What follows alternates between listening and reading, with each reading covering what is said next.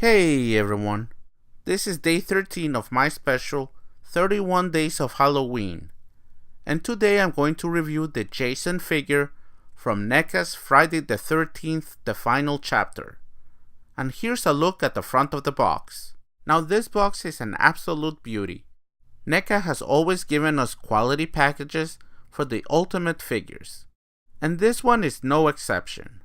The front of the box has the image from the movie poster, which features Jason's mask with a knife going through the left eye, and we also see some blood on the table. It also has the Friday the 13th logo at the top. The back of the package has some really cool images of the toy, highlighting several of the accessories and features. We see Pamela Voorhees' headstone, which is included. We see the machete, and we also see an unmasked version of Jason with the ability to have the knife or another tool lodged on the figure's face. We also get a little blurb on the back side of the box. On both sides of the package, we can see the same cool looking picture of Jason holding a machete, as well as the movie logo at the very top. This package allows you to open up the lid and reveal a windowed box where we can see the figure along with all of the accessories. On the other side, we get a full picture of the figure holding a machete in a secluded forest area.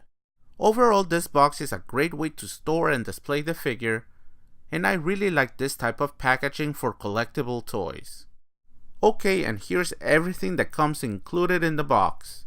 We do get quite a good assortment of weapons, as well as an alternate head with a face mask, and also the aforementioned tombstone. And here's a look at the tombstone. It's made of a solid piece of plastic, and I really like the way this looks.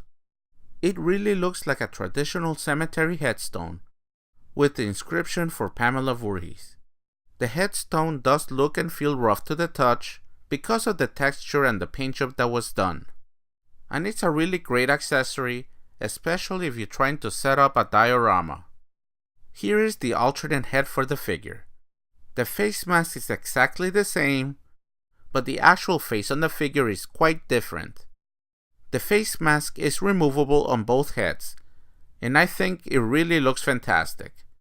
I love all the details like the dried up blood at the top of the broken face mask, and of course, all of the small details on the hockey mask are really well done.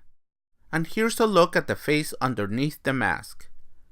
It's a really messed up looking face, which shows all of the damage that he has sustained throughout his previous movies. Again, the paint job and the sculpt are outstanding. Finally, you can see the grooved cut on the left side of the figure's head, and this is where you can insert one of the accessories included. We also get an alternate right hand for the figure, which is designed to hold some of the weapons, for example the hatchet. Speaking of weapons, here's the bone saw. There's a nice weathered look to this tool, which is basically done in silver and black, with some red accents simulating blood on the cutting edge of the saw. Next up is the hatchet, and it's also a really great looking weapon done in silver and brown. We also have the machete, which is quite bloody, probably because it's one of the main weapons used by Jason. There is also a kitchen knife, which again is nicely detailed and quite bloody too. There's also a meat cleaver, which looks pretty cool. Finally, we have this great looking corkscrew, which of course also has some red accents on the tip. And here's Jason, and he looks quite awesome. The figure has a fantastic sculpt and paint job. We see the dirty shirt and pants, the grimy hands, and also the fantastic looking head with the hockey mask. The hockey mask has some great looking straps that allow it to be placed on the figure with no difficulty at all. The actual face of Jason is all mangled up and deformed. It really is disturbing looking, but that's exactly the point with this figure. The articulation on the figure is pretty good, but it's not great. The figure can move the head from side to side, and a little bit up and down. He can rotate his arms 360 degrees, and they can also extend out quite well. He can bend at the elbows about 80 degrees, and he can also rotate at the elbows. His hands can also rotate at the wrist, but they can't move up or down. The figure can twist at the waist, and it has a little bit of an ab crunch. He can kick his legs forward and also back a decent amount.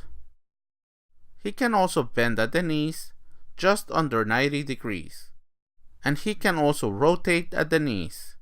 Finally, his feet can also rotate a little bit.